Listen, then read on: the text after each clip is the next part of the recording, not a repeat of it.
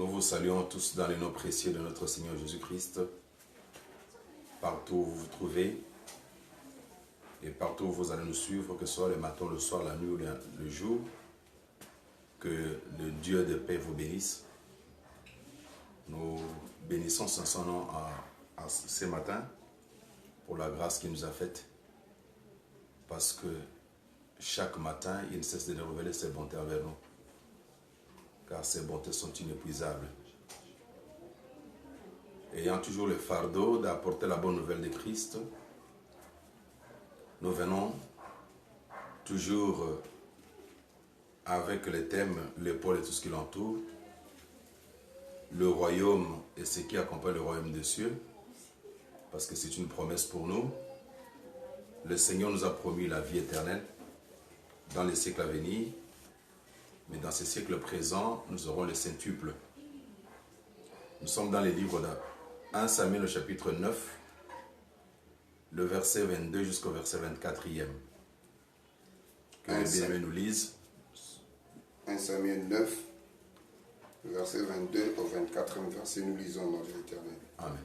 Samuel prit Saoul et son serviteur, les fit entrer dans la salle et leur donna une place à la tête des conviés, qui étaient environ 30 hommes. Samuel dit au cuisinier, « Sers la portion que je t'ai donnée, en disant, mets-les à part. » Le cuisinier donna l'épaule et ce qui l'entoure, et il la servit à Saoul.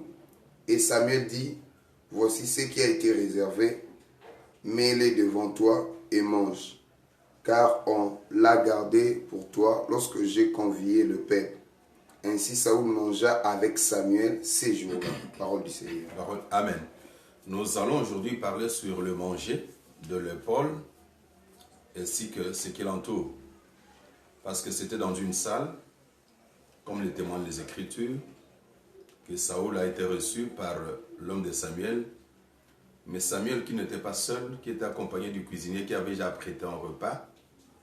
Nous en avons parlé longuement dans nos précédentes émissions.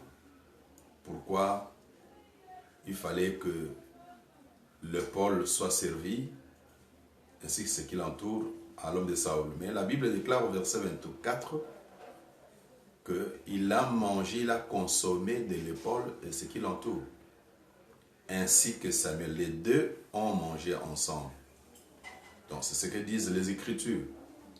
Mais comme il est toujours écrit dans la Bible que toute Écriture est inspirée de Dieu, utile pour enseigner, pour instruire, pour corriger, nous croyons que le Saint-Esprit, le Consolateur, lui qui nous conduit dans toute la vérité, nous donnera, est en train de nous donner en ces moments, l'explication de ces manger. Pourquoi ont-ils mangé? Manger signifie quoi?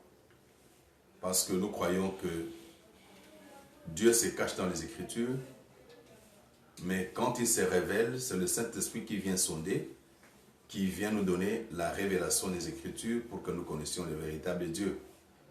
Parce que prendre le verset, les agencier, ce n'est pas ça prêcher.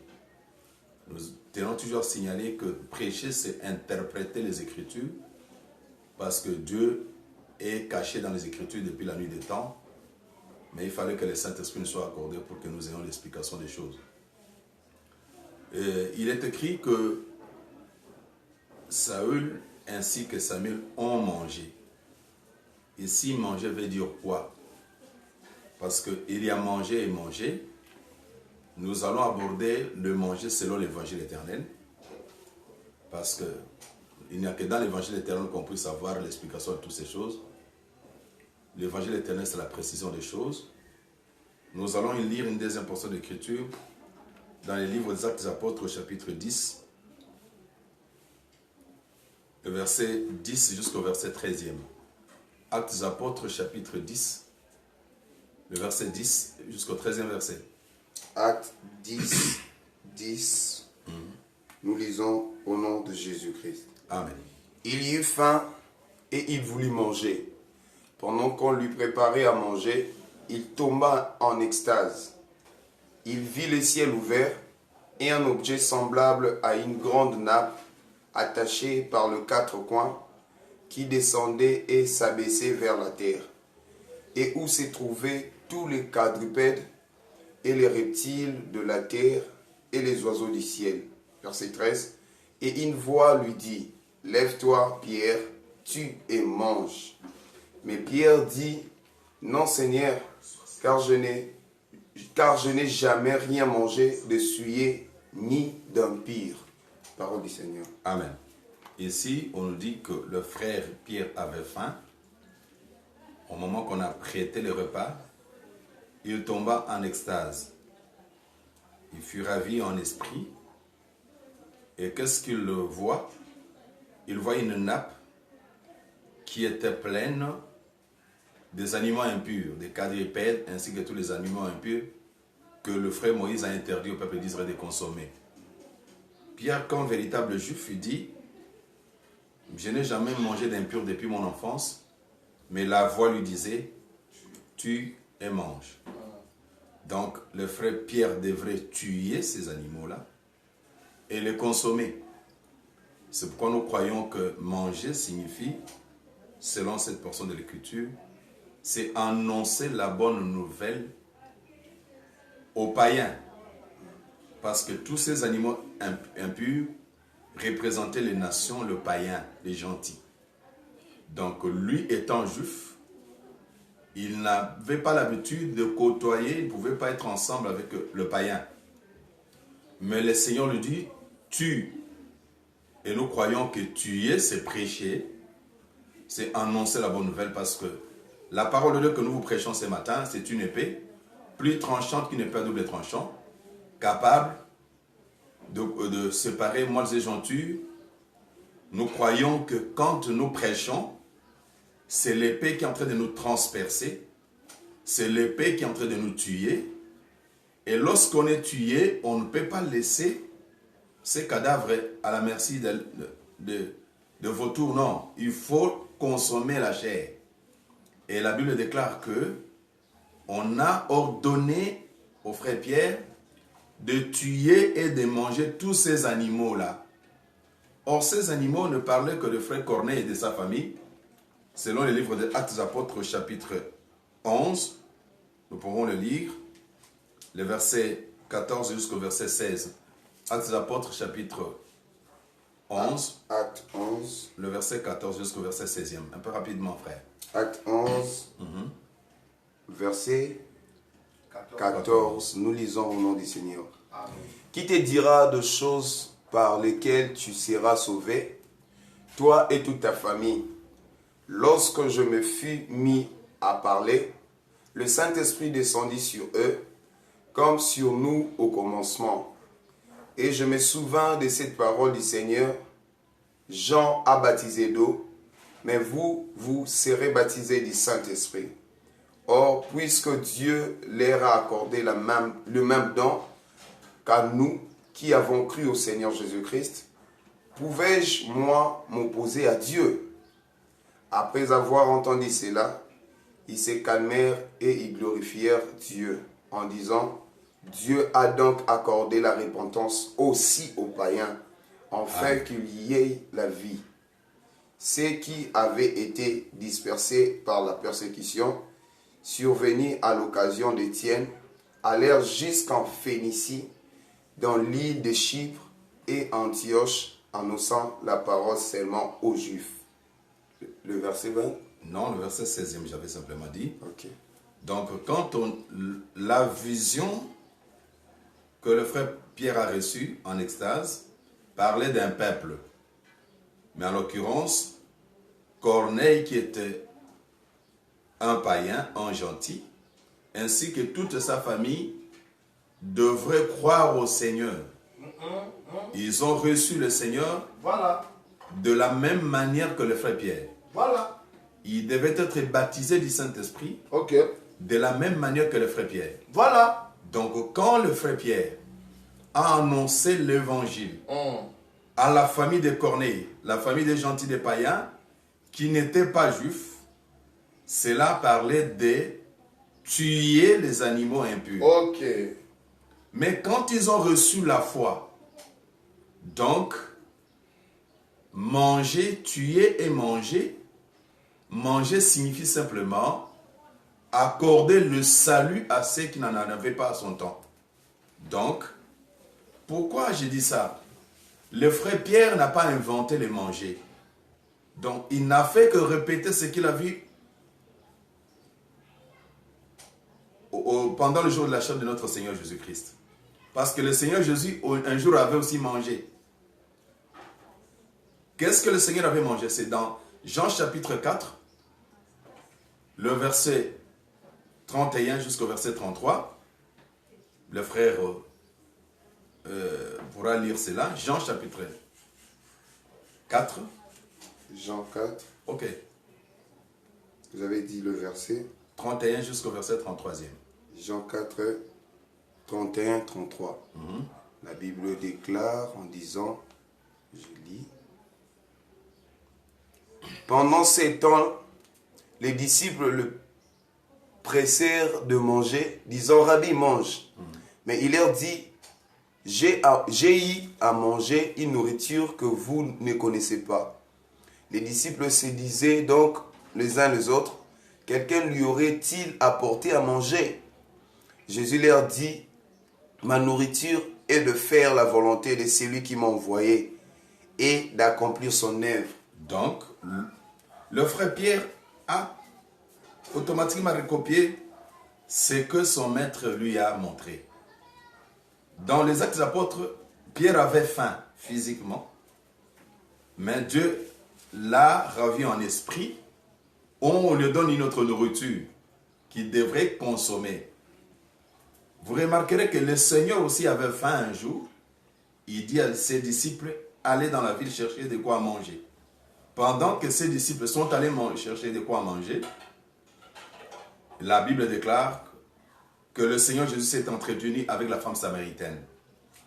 Celle qui n'était plus dans l'évangile, celle qui ne respectait plus la loi parce qu'elle-même a dit, vous juifs, vous priez à Jérusalem, nous prions sur la montagne. Or, nous croyons que lorsqu'ils priaient sur la montagne, ils étaient dans l'idolâtrie, conformément dans le livre de 2 Samuel, chapitre 17. Mais ici, je reviens pour dire qu'il y avait deux faim. Ils ont tous faim. Les disciples vont aller chercher de quoi manger et ils vont ramener cette nourriture-là. Mais curieusement, quand ils arrivent auprès de Jésus, ils présentent de la nourriture à Jésus. Jésus dit, j'ai en mangé une nourriture que vous ne connaissez pas. Donc, le Seigneur voulait dire que j'ai déjà mangé. Qu'est-ce qu'il avait mangé? Quand il a prêché la bonne parole à une femme qui était impudique, celle qui n'était pas dans la bonne parole, dans la bonne doctrine, et ayant accompli l'œuvre du Seigneur, l'œuvre de son Père, c'est ça manger. Parce que lui-même a défini, ma nourriture, c'est de faire la volonté du Père. La volonté du Père était telle que non seulement les Juifs seront sauvés, mais les païens le seront aussi. C'est pourquoi même le frère Pierre fera le même mouvement. Pendant qu'il avait faim, il avait une autre nourriture qu'il devrait consommer. Et la nourriture que le frère Pierre a consommée en son temps, c'était annoncer la bonne parole à la famille de Gentil, en l'occurrence, celle de Corneille. Donc, quand il a prêché, c'est qu'il a mangé. Quand il a mangé, il a fait l'œuvre du Père. Quand il a fait l'œuvre du Père, il a fait la volonté du Père. C'est pourquoi le Seigneur Jésus a dit, la volonté du Père et faire son œuvre. L'œuvre, c'était laquelle? Lui est venu enfin que le pécheur soit sauvé. C'est lui l'agneau de Dieu qui devrait ôter le péché du monde. Donc là, on se retrouve devant des nourritures de la même façon avec le frère Pierre. C'est pourquoi il est écrit dans la Bible, l'homme ne vivra pas seulement de pain. Là, il s'agit du pain physique, mais aussi de toute parole de ce qui sort de la bouche de l'Éternel. Donc, quand les gens sont en train de s'atteler seulement à la nourriture physique, homme frère, il y a une nourriture plus excellente, celle de l'esprit. La nourriture de l'esprit ici ne signifie pas simplement prier, mais la nourriture spirituelle, c'est aussi prêcher la bonne nouvelle. Amen. Donc, quand il a prêché la bonne nouvelle, il a mangé. C'est pourquoi j'avais dit qu'il n'y a que dans l'évangile éternel où on a l'explication des choses, la précision des choses. Donc, quand le frère Saoul a mangé, en d'autres termes, il avait cru, il avait reçu la mission de régner sur Israël. C'était ça l'œuvre qu'il devrait accomplir. C'est pourquoi nous croyons qu'on ne pouvait pas manger en dehors de la salle, c'était à l'intérieur de la salle. Donc, parce que je crois que l'agneau de Dieu, on ne le consomme qu'à l'intérieur de la salle. C'est dans la maison qu'on consomme l'agneau quand il est immolé, selon les livres d'Exode chapitre 12. Donc, on ne pouvait pas consommer l'agneau pascal hors de la maison, c'était à l'intérieur de la maison. Aujourd'hui, la véritable maison, c'est l'église, parce que l'église, c'est la maison de Dieu. C'est dans la salle, dans l'église, où nous avons la consommation de la chair. C'est pourquoi nous voulons dire que quand le frère, vous remarquerez avec moi que Samuel a mangé et aussi Saoul a mangé. Mais c'est Samuel qui devrait introniser Saoul, mais autour d'un seul repas, dont les deux avaient la mission. Parce que vous remarquez dans la suite des temps, quand Israël avait de réclamer au Seigneur qu'ils aient un roi, le Seigneur dira à Samuel, ils ne t'ont pas rejeté toi Samuel, c'est moi qu'ils ont rejeté. Donc Samuel, comme prophète, avait la mission d'introniser le roi, mais les deux devaient être au service du Seigneur pour que Israël soit gardé dans le royaume du Père, dans le royaume de Dieu, et que les bénédictions qui en découlent soient leur partage. Parce que vous croirez avec moi que lorsque nous sommes en train de prêcher, nous sommes en train de manger. Mais pour manger quelque chose, il faut d'abord le tuer. C'est pourquoi nous tuons par l'épée. L'épée plus tranchante, c'est la parole du Seigneur. Donc la parole de Dieu, quand nous sommes en train de prêcher, c'est cette parole puissante, régénératrice, capable de séparer molles et jointures. C'est pourquoi vous remarquerez qu'il y a manger et manger. C'est pourquoi nous croyons fermement. Même le frère, quand ils étaient en Babylone, ils ont mangé.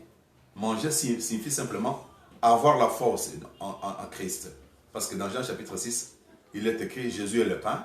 Quiconque mange de ce pain ne mourra plus. Donc manger du pain, c'est aussi croire au Seigneur.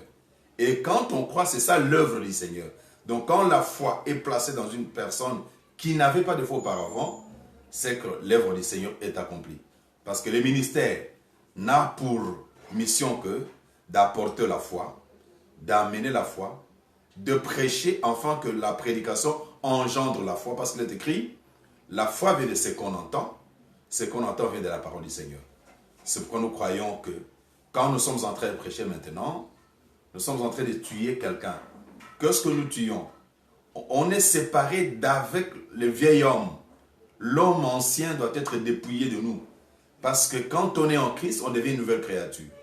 C'est pourquoi nous croyons que le frère devait être en extase pour que nous les nations, nous les païens, nous soyons aussi sauvés.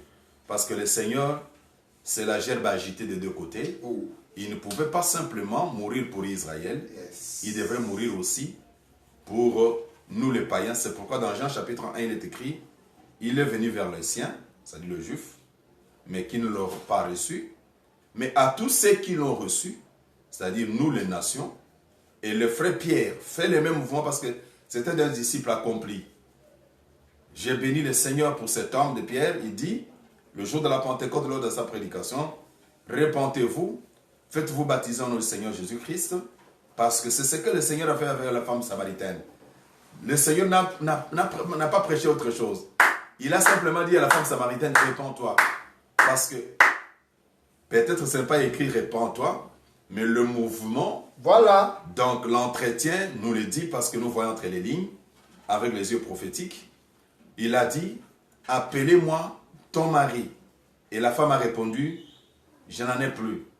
Le Seigneur dit, en cela tu as dit vrai. C'est-à-dire, elle s'est repentie. Elle avait plusieurs maris avant. Donc ce n'était pas la volonté du Seigneur. Bien qu'elle allait sur la montagne prier, mais elle était impudique. Donc quand le Seigneur a dit, je te donne de l'eau, c'est-à-dire Jésus a prêché.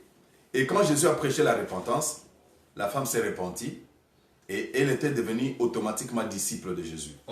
Vous vous remarquerez que le jour de la Pentecôte, c'est le même mouvement. C'est pourquoi j'ai dit à quiconque m'entend en ces moments, l'évangile éternel, je le répète avec force, l'évangile éternel commence par la repentance. Repentez-vous, faites-vous baptiser du Seigneur Jésus-Christ. Parce que l'évangile éternel, c'est la crainte de Dieu et l'adoration véritable. On ne peut pas adorer le Seigneur sans être transformé, sans être circoncis. Amen. C'est pourquoi nous croyons que le jour de la Pentecôte, c'est ça l'évangile éternel. Donc le frère Pierre a prêché l'évangile éternel. Il a commencé par la repentance. Donc partout où l'on prêche la parole de Dieu, mais qu'on ne s'attelle pas à prêcher la repentance, ce n'est pas ça l'évangile éternel. Donc parce que il fallait commencer d'abord par la repentance. C'est pourquoi nous disons ceci. Pierre a mangé à son temps. Et nous aussi, ce matin, nous sommes en train de manger. Nous sommes en train de faire l'œuvre du Père, prêcher le Seigneur, annoncer la bonne nouvelle à quiconque écoutera cette parole, qu'il ait à se repentir en ce temps, parce que le jour de la Pentecôte, ils eurent les cœurs vivement touchés. Parce que quand on a le cœur touché, c'est-à-dire on abandonne la première nature, on est dépouillé, on est circoncis, on coupe le prépuce pour qu'on participe à l'alliance d'Abraham, parce que le signe d'Abraham, c'était la circoncision. Or, la circoncision, le frère Paul l'a décrit, disant que la circoncision, c'est le dépouillement. C'est la circoncision du cœur. Quand on est dépouillé des mauvaises œuvres, là, on est circoncis. C'est pourquoi nous croyons fermement en frère que il fallait que Saül ainsi que le frère Samuel consomment la même nourriture. C'est-à-dire que celui qui reçoit le Seigneur a automatiquement le royaume de Dieu en lui. Parce que le Seigneur a dit en son temps, celui qui croit au Seigneur, il n'aura pas. Celui qui croit au Seigneur a la vie éternelle. Et quand on a la vie éternelle, le royaume ne vient pas seul. Il s'accompagne des bénédictions. Des bénédictions, ce sont les centuples. C'est pourquoi le frère Pierre, en son temps, a demandé au Seigneur, nous avons tout abandonné, nous t'avons suivi. Quelle sera notre récompense? Le Seigneur a répondu, dans les siècles présents, vous aurez les centuples, et dans les siècles à venir, vous aurez la vie éternelle. Souvent nous croyons que la vie éternelle c'est le pôle, c'est le royaume, et le centuple sur cette terre, le centuple nous l'avons défini, ce sont des frères, ce sont des sœurs, ce sont des mères, ce sont des pères, ce sont des maisons ou des biens matériels que nous avons en Christ. Quand nous sommes bénis par le Seigneur, c'est ça le centuple. Mais le centuple s'accompagne des persécutions. La persécution fait partie de ce qui entoure le royaume. Vous remarquerez que même le frère David, pour qu'il règne, il fallait d'abord qu'il soit persécuté. Par Saül, par son propre fils en son temps Absalom, mais il a fini par établir sa ville dans la cité de David, qui est la ville de Jérusalem. Mais c'est avec persécution. C'est pourquoi les frères Paul dit, c'est avec persécution qu'il faut hériter le royaume des cieux. C'est pourquoi nous avons toujours dit que les persécutions ne te découragent pas. Ça fait partie du royaume des cieux. Parce que pour qu'un fils naisse, il faut que nécessairement aussi que le douleur d'enfantement accompagne la femme qui est grosse. Donc on ne peut pas on ne peut en aucun cas mettre au monde sans douleur d'enfantement. Les douleurs d'enfantement, nous les avons. L'Église passe les douleurs d'enfantement. Tout ce que nous sommes en train de vivre maintenant comme Corona, ce sont les douleurs d'enfantement. Mais cela ne nous va pas nous décourager jusqu'à ce que le Fils soit né. Parce que nous croyons que l'heure de l'enlèvement, ce sera la naissance. Nous allons mettre au monde le Fils. Parce que le Fils sera enlevé au ciel. Selon les livres d'Apôtres, chapitre 12, verset 1er, jusqu'au verset 3e. Alors, je vais simplement ici chuter pour dire que le Seigneur au travers de la prédication, t'amène à la repentance, Amen. afin que tu sois aussi une nourriture pour le Seigneur. Amen. Et quand tu deviens une nourriture, à ton tour, tu vas consommer le Seigneur. Yes. Nous consommons le Seigneur. Qu'est-ce que le Seigneur consomme en nous? Le Seigneur n'a rien d'autre à consommer en nous. Le Seigneur ne consomme que notre foi. Amen. Parce qu'il est le consommateur de notre foi. Quand nous avons la foi, c'est ce que le Seigneur va consommer comme fruit. Et à son tour, à notre tour, nous consommons le Seigneur qui est le pain qui vient du ciel. C'est-à-dire, nous croyons en lui. Quand nous avons la foi, nous sommes sur une même table, comme Saül, ainsi que Samuel était sur une même table, que la table du Seigneur vous soit apprêtée, Amen. parce qu'il est le bon berger, lui qui prête pour nous une table au devant de nos ennemis, et qu'il plaise au Seigneur que toutes les bénédictions qui découlent de la parole de Dieu, puissent être votre partage, Amen. de jour comme de nuit, qu'on soit béni. Et pour qu'on soit béni, la Bible a dit, la Bible continue à dire, il faut d'abord obéir à la parole de Dieu. Quand on obéit, automatiquement, nous avons les bénédictions avec nous. Mais dans tout ça, la plus grande bénédiction, c'est l'homme de Jésus qui est la bénédiction. Quand tu as Jésus, Dieu ne peut pas suivre cette bénédiction de murmures, de pleurs, non. C'est-à-dire, quand on a le Seigneur, cela nous suffit. Quand on a le Père, on est en paix. Quand on a le Père, on est rassuré. Rien ne nous manquera parce qu'il est le bon berger. Que Dieu vous bénisse. Que le royaume et ce qui l'entoure soit votre partage. Parce que c'est une promesse pour nous. Il ne faut pas croire qu'on est en retard. La grâce coule encore. Si tu viens au pied de la croix, il y a encore de la place pour toi. Parce que c'est au travers de l'œuvre de la croix que nous avons le salut. Le salut n'est pas simplement accessible aux Juifs, mais le salut est aussi accessible à nous. Mais pour ces temps de la fin, c'est nous qui sommes sur la table, parce que quand on est à table avec le Seigneur, on est fils. Ceux qui sont sur la table deviennent les chiens. Nous étions chiens pendant la loi, et quand Dieu nous a fait partisans à sa table, nous sommes devenus les hommes, les humains. Et aujourd'hui, la partie d'Israël qui est tombée dans le justissement sont des chiens qui sont à table, au bas de la table, sous l'autel, qui doivent attendre les miettes. C'est pourquoi que la nature des chiens soit ôtée au nom de Jésus-Christ. Répands-toi. Qui est le chien? C'est celui qui mange une nourriture, qui la vomit et qui revient pour la consommer encore une seconde fois. Tout ce que nous avions vu comme quelque chose de très important, à cause de Christ, nous l'avons rejeté comme de la boue, n'y revenez plus, n'y va plus pour encore lécher ces souillures-là. Autrement, on deviendra encore chien. Mais on a enlevé en nous cette nature parce que quand la chair était déchirée dans les champs, l'Israël ne la consommait pas, elle était jetée au champ. Et quand le chien consomme cette chair déchirée, la chair déchirée, c'est l'homme de Jésus. Nous qui étions chair or, nous les païens or, Corneille et nous sommes aujourd'hui fils du royaume. Que le royaume de Dieu vous accompagne et que toutes les bénédictions qui en découlent soient votre partage. Au nom de Jésus-Christ. Ainsi prié. Amen. Que Dieu vous bénisse. Nous sommes pratiquement à la fin. Si Dieu le permet, si Jésus ne revenait pas, nous allons revenir avec une autre parole que le Seigneur nous inspirera pour édifier, parce que nous avons la charge de préparer l'épouse, de préparer la sœur Esther. Nous sommes dans la maison des concubines, parce que la concubine, c'est la femme sans perfection. Nous n'avons pas encore atteint la perfection, c'est au travers de la prédication qu'on a la perfection. Que Dieu vous bénisse, que Dieu bénisse toute cette équipe costaud qui de jour comme de nuit, qui sont au four au moulin. Que Dieu se souvienne de vous, mes frères. Au nom de Jésus-Christ, nous avons ainsi prié. Amen. Amen.